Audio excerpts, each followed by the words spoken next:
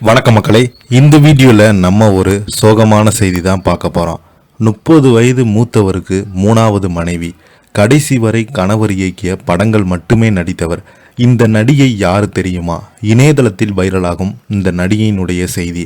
வாங்க, யார் அந்த நடிகை, அவங்க இப்போது எப்படி இருக்காங்க, அவங்களுடைய அறியாத ஒரு தகவலை பற்றி நம்ம இந்த வீடியோவில் விரிவாக பார்க்கலாம்.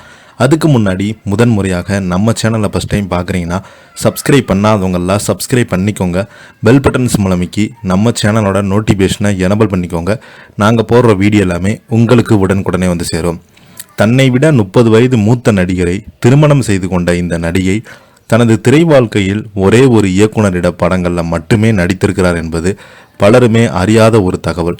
சினிமா துறையை பொறுத்தவரை இணைந்து நடிக்கும் நட்சத்திரங்கள் திருமணம் செய்து கொள்வது, நடிகை இயக்குனரை திருமணம் செய்து கொள்வது வழக்கம். ஆனால் ஒரு நடிகை தான் நடித்த அனைத்து படமே ஒரு இயக்குனர் இயக்கத்தில் தான் நடித்திருக்கிறாங்க. பின்னால் அந்த இயக்குனருமே 3வது மனைவியாக ஆயிட்டாங்க. அந்த நடிகை யாரு தெரியுமா?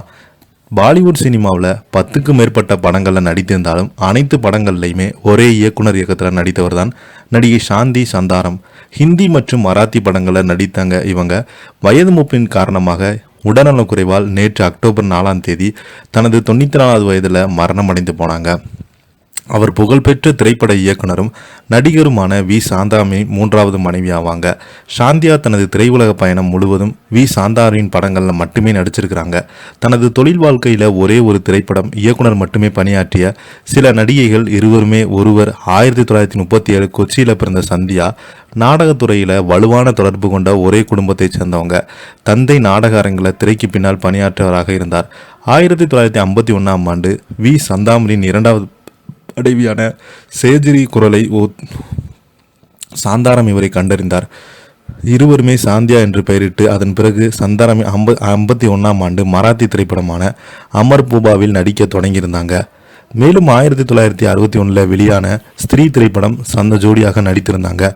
சந்தியா நடிப்புக்கு அப்பால் சாந்தாராமின் படங்கள், நடன அமைப்பு, அபூர்வமான அம்சங்கள், பங்களிப்பு, ஒரு கூட்டு படைப்பு கலைஞராக விளக்கினாங்க.